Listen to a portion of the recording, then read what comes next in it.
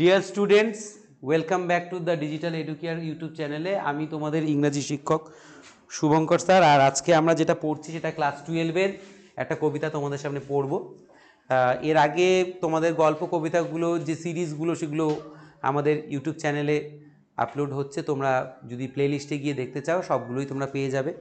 সেখানে প্রত্যেকটা গল্প ধরে ধরে ইন ডিটেলস আলোচনা করা হয়েছে।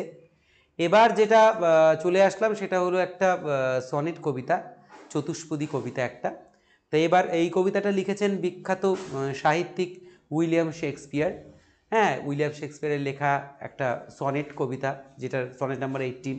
এই সমস্ত এই শেক্সপিয়ার লাইফে যতগুলো সনেট লিখেছেন প্রত্যেকটাকে তিনি নাম্বারিং দিয়ে প্রকাশ করেছেন, 1 2 3 4 করে। এটা হচ্ছে 18 নম্বরটা আমাদের সিলেবাসে রয়েছে। এবার আমরা চলে যাব পাঠ্যতে, যে কি আছে দেখব, কেমন ধরনের সনেট। এর আগে অলরেডি আমরা একটা সনেট পড়েছি, দ্য পোয়েট্রি অফ আর্থ, জন কিটসের লেখা, যেটা পেট্রাকান স্টাইলে লেখা, যেগুলো ডিটেলসগুলো তোমাদের সামনে তুলে ধরেছিলাম। তোমরা সেগুলো ভিডিওগুলোতে গিয়ে আবার একটু রিকল করে নিতে পারো, দেখে নিতে পারো। আচ্ছা, এবার আমি একটু এই পাশে চলে যাই। তা যেটা বলা হচ্ছে, উইলিয়াম শেক্সপিয়ার এর জন্ম 1564 আর 1660-তে তার পরলোক গমন। Was a famous English poet and dramatist the 16th century। আচ্ছা, 1600 শতকের, অর্থাৎ 1600 শতকের একজন অন্যতম খ্যাতনামা সাহিত্যিক, কবি, নাট্যকার, নোভেলিস্ট। হ্যাঁ, অনেক ধরনের সাহিত্যিক প্রতিভা সম্পন্ন একটা মানুষ, যে ইংরেজি সাহিত্যের জগতে একটা উজ্জ্বল নক্ষত্র। তার আলো, তার সাহিত্য চর্চার প্রভা এত সুদূর বিস্তৃত যে তুমি শুনলে অবাক হবে, বা তোমরা শুনলে অবাক হবে। বিশ্বে যতগুলো দেশ রয়েছে প্রত্যেকটা দেশে তাদের অফিসিয়াল ল্যাঙ্গুয়েজে কিন্তু শেক্সপিয়ারকে পড়ানো হয়। হ্যাঁ, এটা কিন্তু মাথায় রেখো। শেক্সপিয়ার এমনই একটা মানুষ, এমনই একটা নক্ষত্র, যে বিশ্বের প্রত্যেকটা দেশে তুমি যে কোনো একাডেমিক সেশনে চলে যাও, যে কোনো দেশের সিলেবাসে ঢুকে যাও, দেখতে পাবে যে লিটারেচারে অবশ্যই শেক্সপিয়ারকে পড়ানো হচ্ছে। একজন কিন্তু টাইটেন, কিন্তু যিনি সময়ের গণ্ডি পেরিয়ে, কালের গণ্ডি পেরিয়ে একজন অমর ব্যক্তিত্ব হয়ে আছেন তার কর্মের মধ্যে দিয়ে। যাক, he wrote sonnets, tragedies, comedies, and historical plays. Some of his noted works are Macbeth, Midsummer Night's Dream, Venus, and Adonis. এগুলো তার সাহিত্য রত্ন, যেগুলো তিনি তার সাহিত্য জীবনে লিখে গেছেন, এবং যেটা প্রত্যেকটাই আমাদের জীবনে একটা বড় সম্পদ, যে আমরা এই মানুষটার লেখা পড়েছি। তাই আজকে যে কবিতাটা পড়ব, কবিতাটার বিষয়বস্তুতে আমরা যাব, বুঝবো, দেখবে যে তোমার চিন্তা ভাবনা একদম পাল্টে দেবে, একদম পাল্টে দেবে। দেখো, অ্যাবাউট দ্য টেক্সট কি বলা হয়েছে বলি। অ্যাবাউট দ্য টেক্সট পড়িয়ে নেওয়ার পর আমি 2-4 কথা তোমার এই গোটা বিষয়টা সম্বন্ধে বলবো। আমি এতটুকু জানি যে আমি যে কটা শব্দ বলবো বা যে কটা লাইন বলবো নিজে থেকে, তা অত্যন্ত নগণ্য বা সামান্য এই মহান ব্যক্তিত্বের এই একটা গূঢ় জিনিসকে প্রকাশ করা খুবই কঠিন। সামান্য কথা সেটা প্রকাশ করা যায় না, এবং সেটা মোটেই সম্ভব নয়। কিন্তু আমি চেষ্টা রাখবো যে তোমাদের কাছে যাতে কিছু কথা বলে বিষয়টাকে পরিষ্কার করে তুলতে পারি। Shakespeare রোট 154 sonnets. সারা জীবনে আমাদের সনেটিয়ার, অর্থাৎ এই চতুষ্পদী কবিতার কাব্যকার উইলিয়াম শেক্সপিয়ার সারা জীবনে 154খানা সনেট লিখেছেন, 1 to 154। তো এটা কিন্তু একটা বড় এমসিকিউ তোমাদের জন্য, এক্সামের কিন্তু খুব গুরুত্বপূর্ণ এটা একটা জায়গা নিয়ে থাকে। তো সেটা কিন্তু তোমরা মাথায় রেখো। 154 সনেটস তিনি তার লাইফে লিখেছেন, 154 সনেটস। এটা কিন্তু একটা এমসিকিউ, একটা multiple choice question. How many sonnets did Shakespeare compose in his life? Shakespeare composed 154 sonnets, হ্যাঁ, as a sonneteer in his life. Okay, so 154 sonnet তিনি কম্পোজ করেছেন, জিনিসটা মাথায় রেখো। Shakespearean sonnet has 14 lines. শেক্সপিয়ারের লেখা সনেটকে শেক্সপিয়ারিয়ান সনেট বলা হয়েছে। কি বলা হয়েছে? Shakespearean sonnet. রিমাইন্ডেড, খুব ভালো করে মনে রাখো এই কথা। Shakespearean sonnet has 14 lines, like the sonnet of Petrarch, like the sonnet of Keats, or any other sonneteers of English literature. It is a common fact the Shakespeare has written sonnet within 14 lines. কত lines? 14, অর্থাৎ 14টি line ব্যবহার করে তিনি sonnet কবিতা লিখেছেন। Ending in a রাইমড couplet, সেই sonnet কবিতার পরিসমাপ্তি, তার লয় আমরা দেখতে পেয়েছি দুটো মিলযুক্ত স্বরের সমন্বয় বা দুটো মিলযুক্ত ছন্দের সমন্বয়। এটা কিন্তু একটা খুব সেলিয়েন্ট ফিচার, খুব গুরুত্বপূর্ণ একটা feature. if you go through the sonnets of William Shakespeare, then you will find each sonnet has a speciality. প্রত্যেকটা সনেটের বৈশিষ্ট্য আছে। In the case of sonnet number 18, it ends with a rhyming couplet, অর্থাৎ rhymed couplet মানে দুটো line, যেটা কটা line?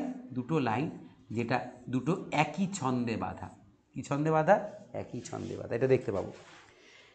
In this poem, Shakespeare inquires into the theme of the destruction brought by time and the eternal quality of art which transcends the ranges of time, the ravages of time, sorry, এই শব্দ দুটো একসাথে হয়ে গেছে printing এর সময়। The ravages of time, ravage কথার অর্থ হচ্ছে রুইন, মানে ধ্বংস।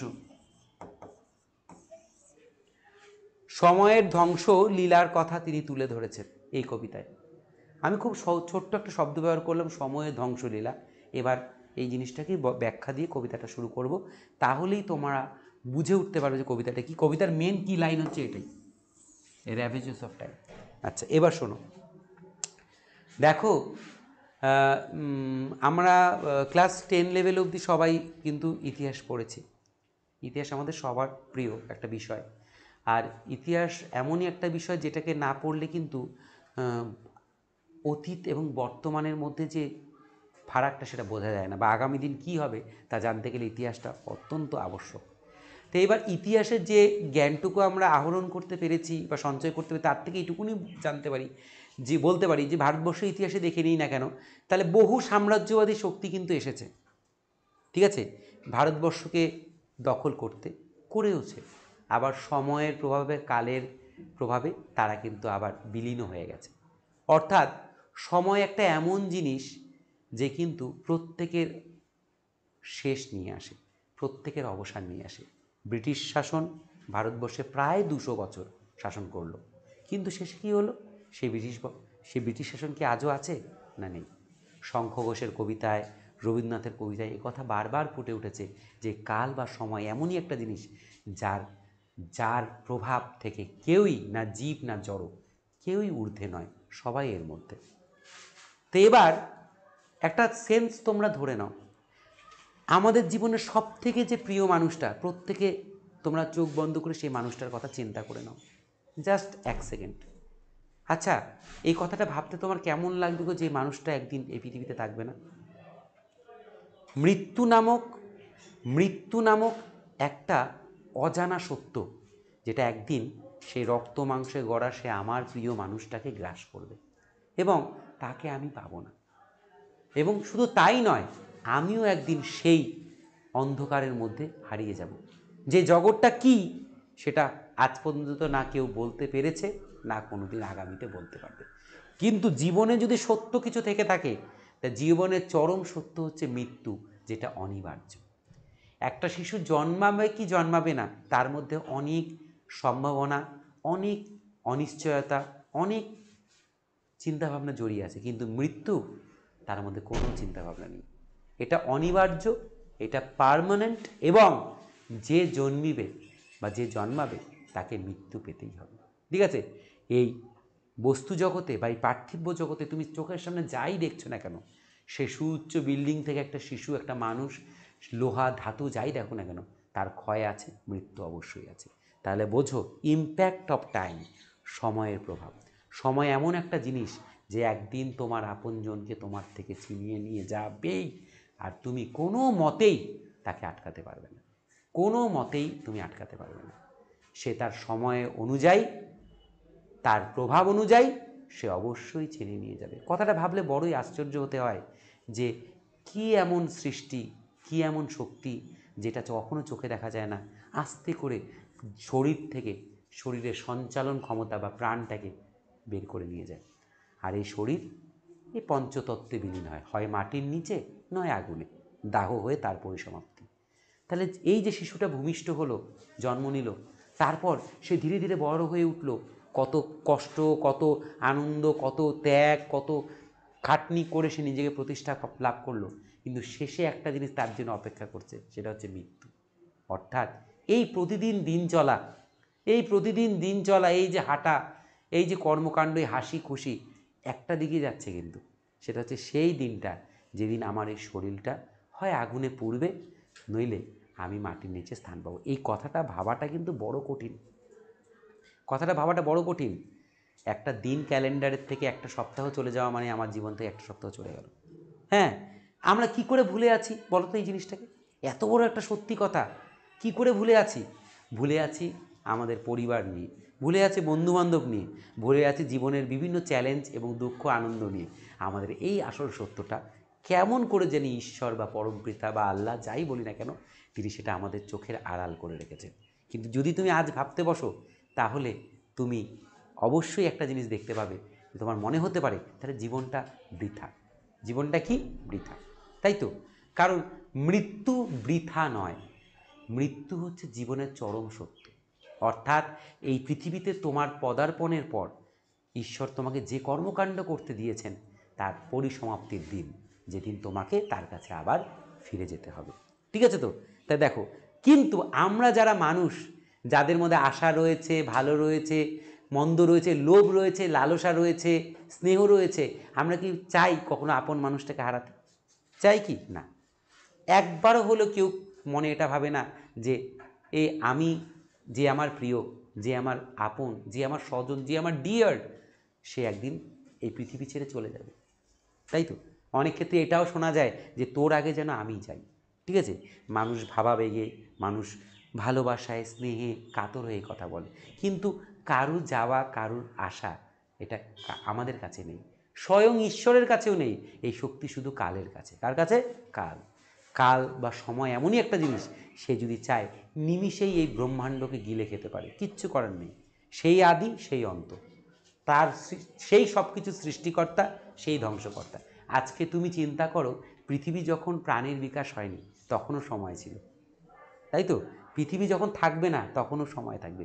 হ্যাঁ, সেই সময়কে হয়তো আমরা আমাদের ডিজিটাল ক্লকে মাপতে পারবো না, কারণ আমরা থাকবো না। ঠিক যেমন সৃষ্টির আগেও ছিল, আমরা তার হিসাব লাগাতে পারিনি, ঘড়ি আবিষ্কার হওয়ার পরেই পেরেছি। তার মানে পৃথিবীতে একটা জিনিস সত্য, সেটা হচ্ছে সময়। আর সময় মানেই কি? মৃত্যু। কে বলেছেন? আমি নয়, উইলিয়াম শেক্সপিয়ার। সময় মানেই মৃত্যু। ঠিক আছে, এই ভাবনাটা কবির মনে একদিন আসলো। আসার পর কবি এতটা চিন্তিত হয়ে পড়লেন, এতটা উদাস হয়ে পড়লেন যে ভাবার মতো নয়। সত্যি বাকি দিনের থেকে সেই দিনটা একদম আলাদা ছিল। যখন মানুষ জীবনের সত্যটা উদ্ঘাটন করতে পারে, যখন একটা মানুষ তার নিজের ভিতরে থাকা সত্যটাকে বুঝতে পারে, সে কমপ্লিটলি চেঞ্জ হয়ে যায়। যেমন স্বামীজি চেঞ্জ হয়েছে, যেমন নেতাজি চেঞ্জ হয়েছে, যেমন ক্ষুদিরাম চেঞ্জ হয়েছে। ঠিক আছে, তারা কিন্তু বুঝতে পেরেছে জীবনের লক্ষ্য কী। তারাও বাকি 5টা মানুষের মতো গায়ে হাওয়া লাগিয়ে ঘুরে বেড়াতে পারত, তারাও পারতো ব্রিটিশ সরকারের কাছে হাঁটু নত হয়ে তাদের বর্ষতা স্বীকার করতে। তাহলে আজকে এই স্বাধীনতা আমাদের কাছে থাকতো। ঠিক আছে, তার মানে প্রত্যেকটা মানুষ তাদের লক্ষ্য যদি যেদিন বুঝতে পারবে, সেদিন থেকে তার চলা ফেরা, চাল চলন সব পাল্টে যাবে। এটা কিন্তু বড় জিনিস। কিন্তু সেই লক্ষ্যটাই হয়তো আমরা এই জীবনে হয়তো কেউ নির্ধারণ করতে পারি না। বিশিষ্ট ব্যক্তিদের থেকে দেখে ওই জন্য শিখতে হয়, তাদের থেকে দেখে বুঝতে হয় যে আমার জীবনের লক্ষ্যটাকে আমাকে বের করতে হবে। তো শেক্সপিয়ারের মাথায় এই বুদ্ধি আসলো, এই চিন্তা আসলো, সে ওই বিষণ্ণ, কাতর। কারণ কাকে নিয়ে কাতর সেটাও বলা প্রাসঙ্গিক, এখানে বলে দিতে হবে। সেই প্রিয় লোকটাকে, শেক্সপিয়ারের জীবনে একসময় এত অর্থনৈতিক অচলাবস্থা, এত ইকোনমিক্যাল ক্রাইসিস, বলে বোঝানোর মতো ব্যাপার নেই। একে বিয়ে করেছেন, সন্তান সন্ততি, অসুখ বিসুখ, বেশ কয়েকটা ছেলে মেয়ে তার গত হয়েছে, বাড়িতে খাবার নেই, মারাত্মক অবস্থা। মারাত্মক অবস্থা। সেই সময় তার প্রতিভা তো শুধু সাহিত্যতেই, তাই না? তার প্রতিভা শুধু সাহিত্যতেই। আর প্রতিভা থাকলেও হয় না, প্রতিভা থাকার পরও তাকে বিকশিত করার জন্য কিছু এলিমেন্ট চাই, যেটা বর্তমান দিনে অর্থ। কি অর্থ? ঠিক আছে, প্ল্যাটফর্ম, যেটা আজকাল প্ল্যাটফর্ম তৈরি হয় কি দিয়ে? ট্যালেন্ট কাম মানি, তাই তো? এটা স্বীকার করতে হবে। শুধু ট্যালেন্ট থাকলে হবে না, তাকে ফ্লোরিশ করানোর জন্য, তাকে ওয়ে দেওয়ার জন্য অর্থের প্রয়োজন, গাইডলাইনের প্রয়োজন। আর বিনে পয়সায় এই দুনিয়ায় কিচ্ছু হয় না, তাই তো? খুব কম মানুষই আছে যারা নিঃস্বার্থভাবে বিনে পয়সায় কোনো মানুষের জীবনের লক্ষ্যটা স্থির করে দিয়েছে, খুব কম মানুষই হয়। তো যাই হোক, সেটাই বলবো। তো এবার ওই অচল অবস্থা, তখন একজন ভদ্রলোক ওনার জীবনে এলেন। একটা এলাকার উনি মনে করো ইজারাদার, বা একটা এলাকা তিনি দেখাশোনা। আগে তো জানতেই রাজাদের ব্যাপার, তাই তো? ইংল্যান্ড বিভিন্ন অঞ্চলে বিভক্ত, সেগুলো দেখাশোনার জন্য একজন ছিল, তাকে আর্ল বলে। কি বলা হয়? আর্ল। কি বলা হয়? আর্ল। ওই আর্ল কোনোভাবে শেক্সপিয়ারের কথা জানতে পারলেন এবং তিনি তাকে ফান্ডিং করলেন, এবং তারপরে শেক্সপিয়ার অর্থনৈতিকভাবে সচল হলো, তার লেখাগুলো প্রকাশ পেল। তিনি ধীরে ধীরে একটা সাধারণ লেখক থেকে আজকে বিশ্বখ্যাতিজোর একজন সাহিত্যিক, যিনি না থেকেও আছেন। তোমাদেরকে এমন কতগুলো ইন্টারেস্টিং কথা বলবো এই ক্লাস চলাকালীন, তোমরা ক্লাসটা সারা জীবন, যদি মনে হয় সারা জীবন চলবে, তাও তোমরা বসে শুনবে। আমি কথাগুলো যখন বলবো, দেখো মিলিয়ে নিও যে আমি সত্যি বলছি না মিথ্যা বলছি। আচ্ছা, তাই ইন্টারেস্টটা ধরে রাখো। তো যাই হোক, তারপর ফান্ডিং করলো। সেই যে মানুষটা, তার কাছে প্রিয় তো, তোমার দুর্দিনের যে বন্ধু, সেই তো তোমার আপন। সে চলে যাবে, তার ক্ষতি হবে, সময় তাকে একদিন নিয়ে যাবে মৃত্যুরূপে এসে, তোমার কি ভালো লাগবে? না। কিন্তু বলো তো, এই পৃথিবীতে রক্ত মাংসের শরীরে তৈরি হওয়া মানুষ, যে মার গর্ভ থেকে জন্ম নিয়েছে, সে পারবে কোনোদিন মৃত্যু আটকাতে? পারবে না। এমন কোনো বিজ্ঞান, এমন কোনো সায়েন্স, এমন কোনো থিওরি নেই যেখানে কালের এই চরম দণ্ড কেউ আটকাতে পারে। মৃত্যু একদিন তোমাকে গ্রাস করবে। তোমার গায়ের এই উজ্জ্বলতা, তোমার ঠোঁটের এই হাসি, তোমার এই তাকানো, তোমার কথা বলা, তোমার ভালো লাগা, একদিন সব মরে যাবে, সবটাই মরে যাবে। ঠিক আছে? এই জিনিসটা শেক্সপিয়ার বুঝতে পারলো। বুঝে তিনি একদম পাগল, তিনি নিজেকে সামলাতে পারছে না, তার ভিতর থেকে কান্না ভেঙে আসছে। এটা যে না ফিল করছে সে বুঝতে পারবে না যে আপনজনকে হারানোর দুঃখটা কী। তো তখন তিনি চিন্তা করলেন যে না, এইভাবে বাঁচানো যাবে না। রক্ত মাংসের শরীর, এই শরীর পচন ধরবেই, তাই তো? কি করে বাঁচাবো? শেক্সপিয়ার তখন ভাবলেন যে না, আমি এমন কিছু একটা করে যাব, যেই করার মধ্য দিয়ে সে রক্ত মাংসের শরীরটা না থাকলেও সেই মানুষটা চিরকাল অক্ষয় হয়ে থাকবে বা জীবিত হয়ে থাকবে। এবার তোমাদের এই কবিতার বাইরে দুটো কথা বলি। রবীন্দ্রনাথ কি আজ সশরীরে আমাদের মধ্যে আছেন? কবিগুরু নেতাজি আছেন? স্বামীজি আছেন? না। রামকৃষ্ণ, হজরত মোহাম্মদ, এরা আছেন আমাদের মাঝে? ওদের আদর্শগুলো কিন্তু আছে, তাই তো? লোকটা না থেকেও কিন্তু আছে, লোকটা না থেকেও কিন্তু আছে। তার মানে মনে রেখো, মানুষ তার কর্মে মহান, মানুষ তার কর্মে মহান, তার অ্যাক্টিভিটিতে মহান। তাহলে শেক্সপিয়ার চিন্তা করলো, না, আমি রক্ত মাংসের শরীরকে বাঁচাতে পারবো না, আমি বাঁচাবো কিভাবে? তার স্মৃতিটাকে আমি লিখে যাব, এবং এই লেখাটা আমার সেই প্রিয় মানুষটাকে প্রাণ দেবে। এবার তোমরা বলবে, এটা সম্ভব নাকি? লেখা কখনো কাউকে প্রাণ দেয়? এটা তো কবির কল্পনা। এবার তোমাকে একটা শকিং নিউজ দিচ্ছি, নিউজটা ভালো করে শোনো। আজ থেকে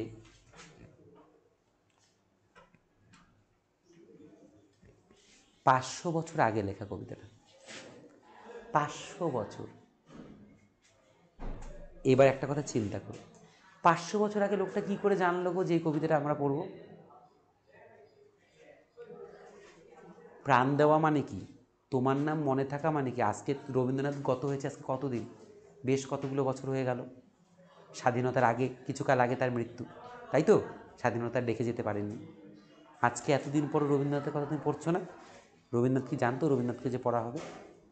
তার থেকেও বড় কথা, তুমি আজকে একটা সাদা কাগজে লিখো তো যে সামনের সপ্তাহে এইটা হবে। দেখো তো হয় নাকি? যে প্রেডিকশন বলে, পারবা? কেউ বুকে হাত দিয়ে বলতে পারবে আমি যা বলবো তাই হবে? হবে? 500 বছর আগে লোকটা কি করে জানলো গো যে আজকে 500 বছর পর তার কবিতাটা পড়া হবে? এবং সে যা বলছে তাই আমরা মুখ দিয়ে বলবো। সে যার কথা বলছে, যাকে প্রাণ দেওয়ার কথা বলছে, আমরা তাকেই প্রাণ দিব। ভাবা যায়? ভাবা যায়? এরকম করে এই পৃথিবীতে কোনো মানুষ বলতে পারে যে আজকের থেকে 500 বছর তো কি 2 ঘন্টা পরে কি হবে সেটা জোর করে দিয়ে বলতে পারবা যে 2 ঘন্টা পরে ময়নাগুড়ির বুকে এই ঘটনা ঘটবে? সম্ভব? Never possible. কি করে যে পারে ভগবান। 500 বছর আগে বলে গেছেন যে যতদিন মানুষ পৃথিবীতে বেঁচে থাকবে, যতদিন নিঃশ্বাস প্রশ্বাস নেবে, ততদিন এই কবিতা তার বন্ধুকে প্রাণ দিবে। তার মানে কি, কবিতা কে পড়ে? মানুষই পড়ে। যখনই পড়বে কার নাম উচ্চারণ করব? বন্ধুর নাম উচ্চারণ করব। যতবারই আমরা নাম উচ্চারণ করি, আমরা কি করি? সেই মানুষটাকে জীবিত করে তুলি। ঈশ্বর নামের ক্ষেত্রেও তাই, তাই তো? নাম উচ্চারণ করা, মন্ত্রপাঠ করা, প্রেয়ার করা মানে কি? তাকে আর কি করা? তাকে মনে প্রাণে জীবিত করে তোলা। সেই সেই যে জীবিত করে তোলা, সেই জিনিসটাকে কি অসুখ ধরবে? রোগ ধরবে না। মৃত্যু আগে আটকাতে পারবে না। ভাবা যায় না। এখনও অনেক ক্রিটিক্স মানে সমালোচকরা বলেন শেক্সপিয়ারের সাথে নাকি এলিয়েনদের সম্পর্ক ছিল, এমনও কথাও বলা হয়। নইলে একটা লোক 500 বছর পরে কী হবে, কী করে জানলো? শেক্সপিয়ার এমন একটা ইতিহাস ইংরেজি সাহিত্যের বুকে, যাকে নিয়ে অনেক রহস্য আছে। যদি তোমরা শুনতে শুরু করো তাহলে শেষ হবে না। বাবা পেশায় ছিলেন একজন বুচার। বুচার মিন্স কসাই, মাংস কাটা। ঠিক আছে? একজন মাংস কাটা, মাংস কেটে বিক্রি করতো বাবা পেশায়, শেক্সপিয়ারের বাবা। ছোটোবেলায় বাবা মাংস কাটতো, ওই রক্ত দেখতো, গাদা গাদা রক্ত ঝরে পড়ছে। সেই রক্তের দৃশ্য বড় হয়ে তিনি ম্যাকবেথে লিখলেন অন্যভাবে। তাহলে চিন্তা করো, এগুলো কি তুমি চারটিখানি কথা মনে করো? চারটিখানি কথা নেই, এগুলো মারাত্মক ব্যাপার। যারা ডিপে যেতে পারবে তারা মারাত্মক। ছোটোবেলায় সেই রক্ত দেখিয়ে নাকি উনি ম্যাকবেথ লিখছিলেন বড় হয়ে, যেটা আমাদের 11-এ পড়ানো ছিল র্যাপিড রিটারে। অসামান্য ব্যাপার, বলার মতন না। তাহলে এইবার মূল কবিতায় চলে আসি। কবিতাটার থিমটা যদি বলে কেউ, থিমটা তো বুঝতেই পেরেছো, একদিকে সময় আর একদিকে তোমার ভালোবাসা। এই কবিতার থিম হচ্ছে টাইম অ্যান্ড লাভ। এই কবিতার থিম হচ্ছে time and love. Sonnet number 18 পড়ানোর সময় যদি বলে what is the theme of the sonnet, তুমি বলবে the theme of the sonnet is time and love. সময় তোমার আপনজনকে নিয়ে যাবে আর ভালোবাসা সেই নিয়ে যাওয়াটাকে আটকাবে। এটাই কবিতার বিষয়বস্তু। ওকে, এবার কবিতাটা যাচ্ছি।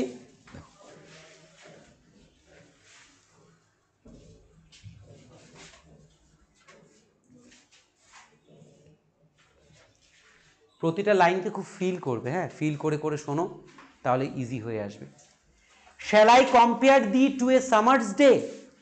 Shall I compare thee?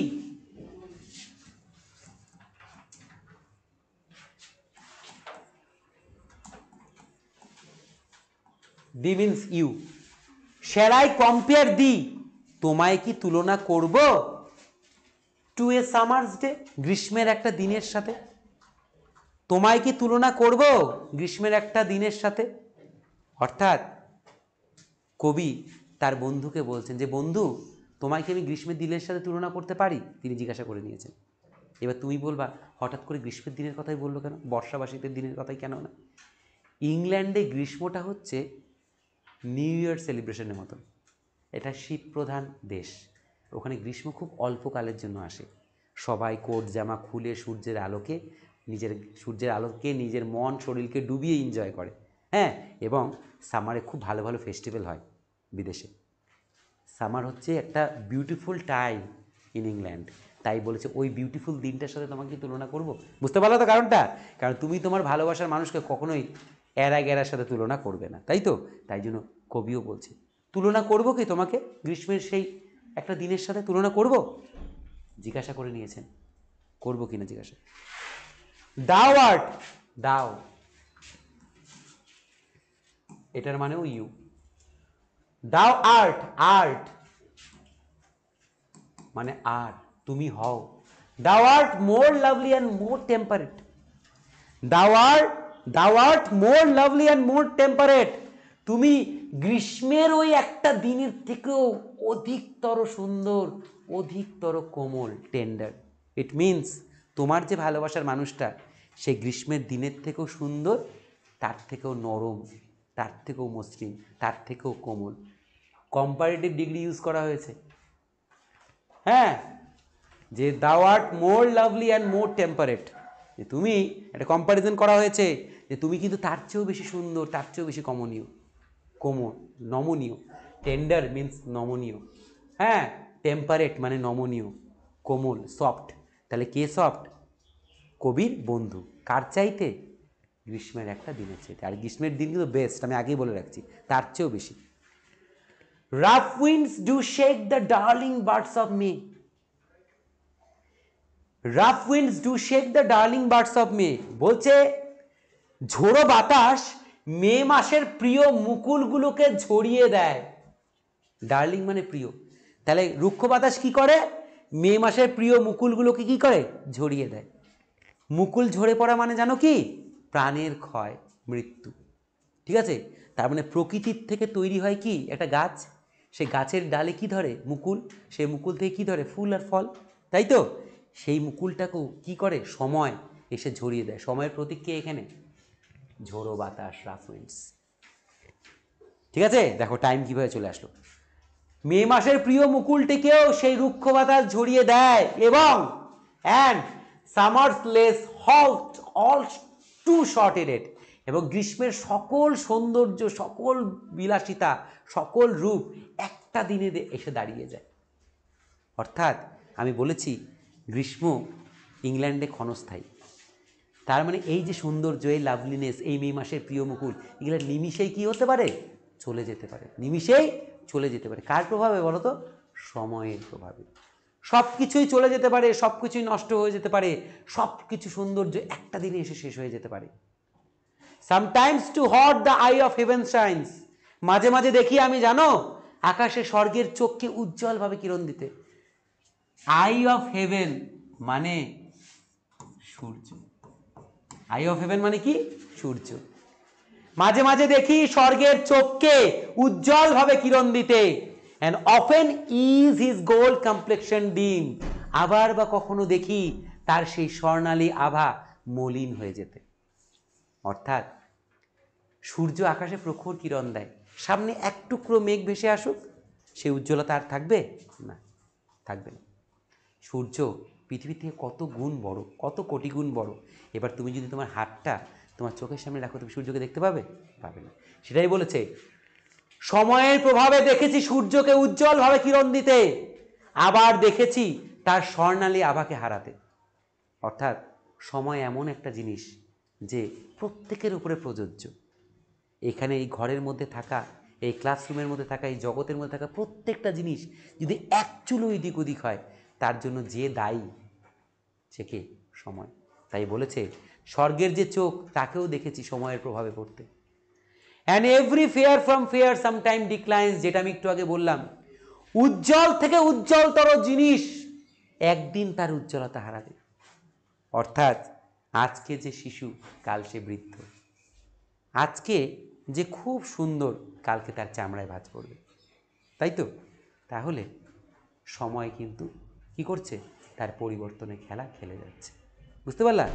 এবং সেটা চলতেই থাকবে নিরন্তর, সেটা নিরন্তর, সেটা নিরন্তর। ঠিক পোয়েট্রি অফ আর্থের মতন পড়েছিলাম না, পৃথিবীর গান কখনো শেষ হবে না, তাই তো?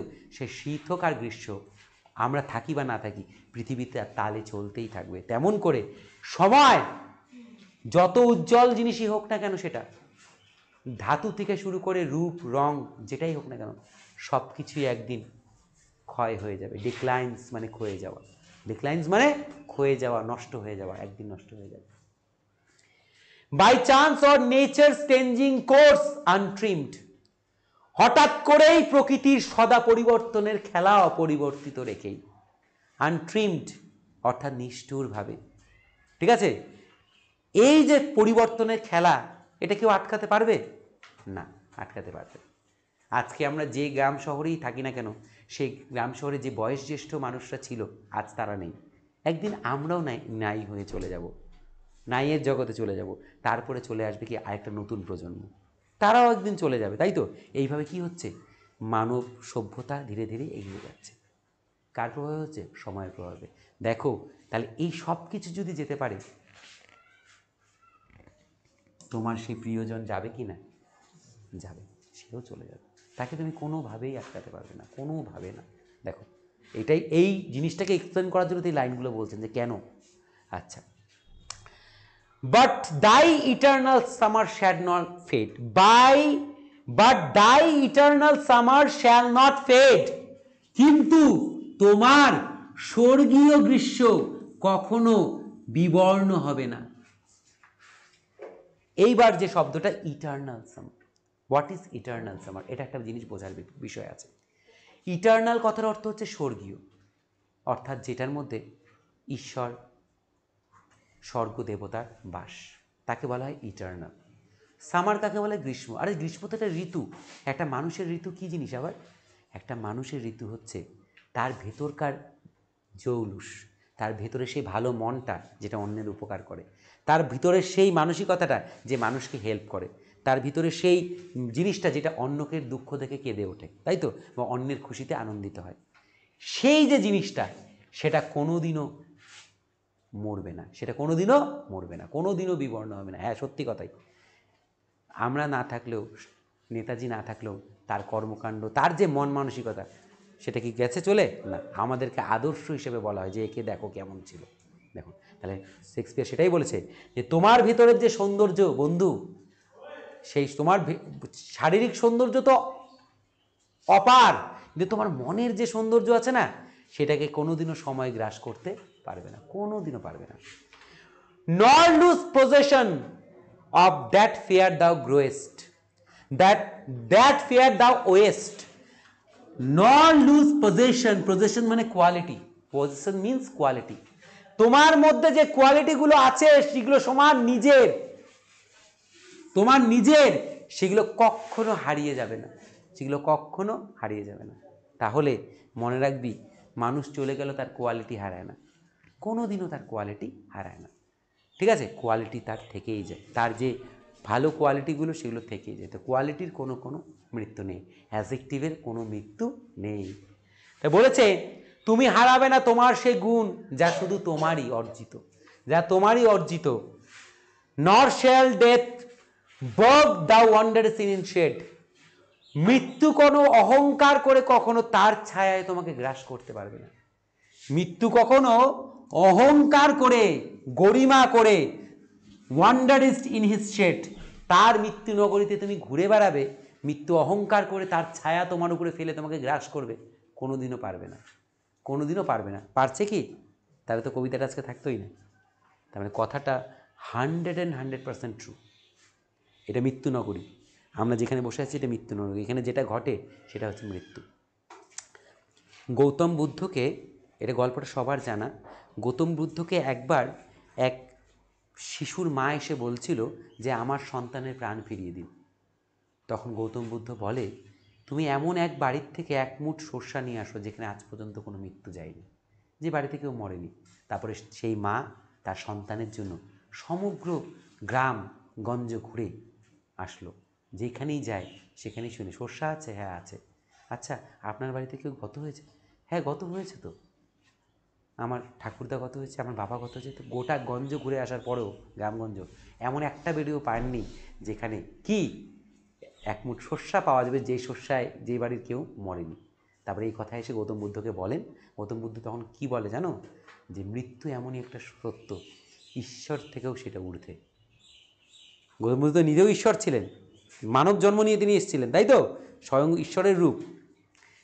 বলেছেন যে ঈশ্বরও এর ঊর্ধ্বে, মৃত্যু এমনই একটা জিনিস, মৃত্যু সবাইকে গ্রাস করে। তো এমন কোনো বাড়ি নেই মা যেখানে মরক নেই।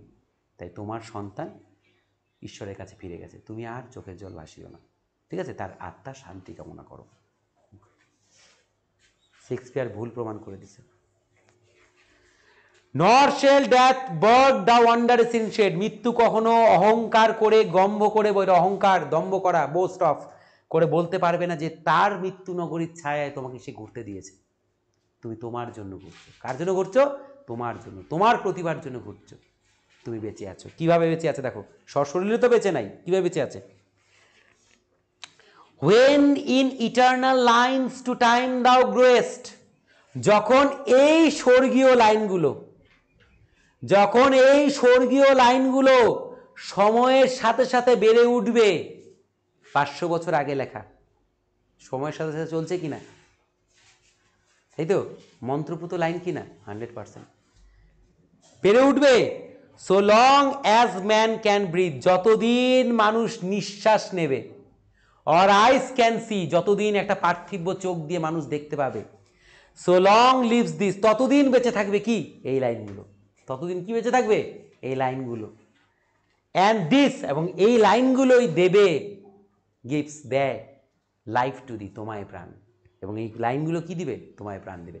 প্রত্যেকটা লাইন তুমি যখন পড়বে, প্রতিটা লাইনে শেক্সপিয়ারের সেই বন্ধু প্রাণ পাবে। আর দেখো, সময় কিন্তু রক্ত মাংসের শরীরটাকেও মেরে ফেললেও শেক্সপিয়ারের বন্ধুকে কিন্তু মারতে পারেনি, তাই তো? শেক্সপিয়ার ওর বন্ধুকে অমর করে দিয়ে গেছে। আর এটা তোমরা মানো বা না মানো, যতদিন পৃথিবীতে, আমি কি বললাম, পৃথিবীতে যতগুলো দেশ আছে প্রত্যেকটা দেশের ল্যাঙ্গুয়েজে পড়ানো হয় শেক্সপিয়ারকে। তার মানে ওর বন্ধু কোনোভাবেই মরবে না, কোনোভাবেই মরবে না। ব্যাপারটা বুঝতে পারলে তো? হ্যাঁ, কতটা গভীরতা কবিতার মধ্যে। একটা প্রিয়জনকে কিভাবে অমর করা যায়। সমালোচকরা বলে যে শেক্সপিয়ারের কবিতাগুলো কালো কালিতে লেখা ছিল। সবগুলো কি কালো? অ্যাকচুয়ালি তো উনি লিখেছেন, পরে সেগুলো সংগ্রহ করে সংরক্ষণ করে রাখা হয়েছে।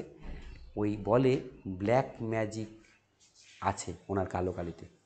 ওনার কালো কালিতে এমন ব্ল্যাক ম্যাজিক আছে যেটা সময়ের গণ্ডি পেরিয়ে গেছে। তুমি এটাকে অস্বীকার করতে পারবে না।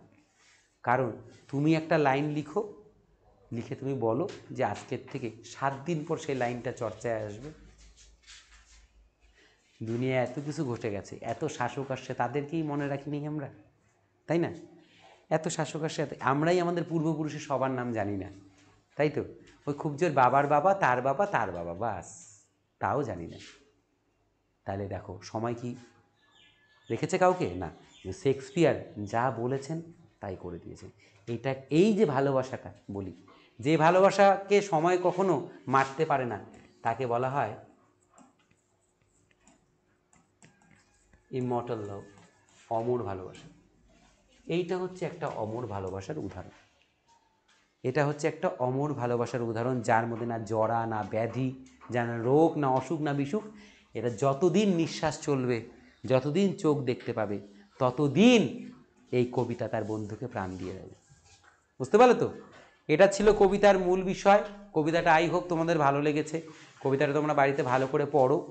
আর এই কবিতার যে ওয়ার্ডগুলো একটু আলাদা আলাদা হয়েছে, মানে কিছু কিছু জায়গায় ছন্দগত ব্যবহারের জন্য কবি লিখেছেন দি, দাও, আর্ট, হ্যাঁ, তো এইগুলো আমি লিখে দিয়েছি অলরেডি তোমাদের। দাই, দাই মানে ইউ, THY, দাই মানেও ইউ, ঠিক আছে? ইউ, হ্যাঁ। দাও মানে তোমার, ইয়োর। দাও মানে তোমার, হ্যাঁ, ইয়োর, হ্যাঁ। ওয়েস্ট মানে অর্জন করা, ঠিক আছে? ওয়ান্ডার্স শেড মানে যে অবাক করা যে ছায়া, যে মৃত্যু নগরীর যে ছায়া, যে ছায়ার নিচে কি দাও তুমি উড়ে বেড়াচ্ছ, মৃত্যু কখনো গর্ব করে তোমাকে বলবে না, হ্যাঁ। এই যে ইটার্নাল লাইন্স টু টাইম, দাও, ওই যে বেড়ে উঠেছো, দাও গ্রোয়েস্ট, বেড়ে ওঠা তুমি। So long man as men can breathe, or eyes, এখানে সিঙ্গুলার ফর্ম না, কিন্তু প্লুরাল ফর্ম ব্যবহার করছে, as long as men can breathe or eyes can see, so long lives this and this gives life to thee, তোমায়, এই দিউ মানেও তোমায়, THEE, দি মানে তোমায়, তোমাকে। এই তো হলো কবিতা। কবিতাটা খুব সুন্দর। আমরা যখন স্টুডেন্ট ছিলাম, যখন স্যারদের কাছে পড়তাম, পড়াতো স্যাররা, এখনও যদি শেক্সপিয়ার নিয়ে কোনো আলোচনা হয়, তাহলে তোমার সেই আলোচনায় কিন্তু অংশগ্রহণ নিতে বড়ই ভালো লাগে। তাই এটা কিন্তু সাহিত্যের একটা এমন পর্যায় যেখানে যদি তোমার মনে ভালোবাসা, স্নেহ না থাকে, তবে কিন্তু তুমি বুঝে উঠতে পারবে না। আর মনে রেখো যে প্রত্যেকটা জিনিসকে, বিজ্ঞান হোক, সাহিত্য হোক, ইতিহাস, ভূগোল হোক, প্রথমে একটা মানসিকতা দরকার, সেটাকে বোঝার, ভাবনা করার, তারপরেই সেই জিনিসটা আমাদের কাছে ভালো হয়ে ওঠে। শেক্সপিয়ার একটা এমন আলোচনার বিষয় যে শেক্সপিয়ারকে নিয়ে শুনতে না চাইলেও এমন কিছু শেক্সপিয়ারের জীবনের রহস্য আছে, যে রহস্যগুলো উদ্ঘাটনের পর তোমার ভাবতেই অবাক লাগবে যে জিনিসটা এরকম। বুঝলা? তো এটা খুব একটা বড় জিনিস, ভালো করে পড়বে কবিতাটা। কবিতাটা পড়ার পর কেমন লাগলো জানিও। এক্সপ্লেনেশন বা যদি এটার যদি তোমাদের বাংলা যে এক্সপ্লেনেশনটা দরকার পড়ে সেটা যদি প্রয়োজন পড়ে আমি অ্যাটাচ করে দেবো ভিডিওর সাথে, তোমরা পেয়ে যাবে। আর কমেন্ট বক্সের মধ্যে জানিও কবিতাটা কেমন লাগলো এবং কবিতা সম্বন্ধে আরও কিছু যদি জানার ইচ্ছা থেকে বলো। আচ্ছা, একটা কথা বলে রাখি, সবাই দেখছি যে তোমরা ভিডিওগুলো দেখছো, বাইরের থেকেও অনেকে দেখছে, আমাদের যারা স্টুডেন্ট আমাদের ইনস্টিটিউশনে পড়ছে তারা তো দেখছেই, পাশাপাশি বাইরের স্টুডেন্টরাও দেখছে, তারা খুব ভালো ভালো কমেন্ট করছে, পার্সোনালি আমাকে মেল করছে, অনেকে মেলও করেছে আমাকে। তো যাই হোক, আমি তাদের উদ্দেশ্যেই বলতে চাই যে তোমরা যারা এত ভালোবাসা, এত স্নেহ, এতটা কেয়ার আমাকে দিচ্ছ, তাদের কাছে আমি অত্যন্ত কৃতজ্ঞ। এবং আগামী দিনে আমি এটাও বলছি যে আমি হয়তো সব প্রশ্নের উত্তর দিতে পারি না বা সবগুলো রিপ্লাই দিতে পারি না, সেটা আমার অসমর্থতাই বলছি। তা চেষ্টা রাখছি যে আগামী দিনে বা নেক্সট মান্থ থেকে আমি তোমাদের সব প্রশ্নের উত্তর, তোমাদের গল্প শুনবো, আমারও গল্প তোমাদেরকে বলবো। হ্যাঁ, যাই হোক, ভালো করে পড়ো, পরীক্ষা কিন্তু ঘনিয়ে আসছে, সেভাবে প্রিপারেশনটা রাখতে হবে। কবিতাটা কিন্তু খুব ভালো কবিতা, ভালো করে পড়বে এবং এটার থেকে প্রশ্ন তো আসবেই এবং উত্তরগুলো খুব ইজি, যখন দেওয়া হবে তখন দেখতেই পাবে। যাই হোক, এই কথা বলেই রাখছি। আমাদের চ্যানেলটাকে এইভাবে ভালোবাসতে থাকো, আমাদেরকে লাইক সাবস্ক্রাইব করতে থাকো। আচ্ছা, গুড বাই।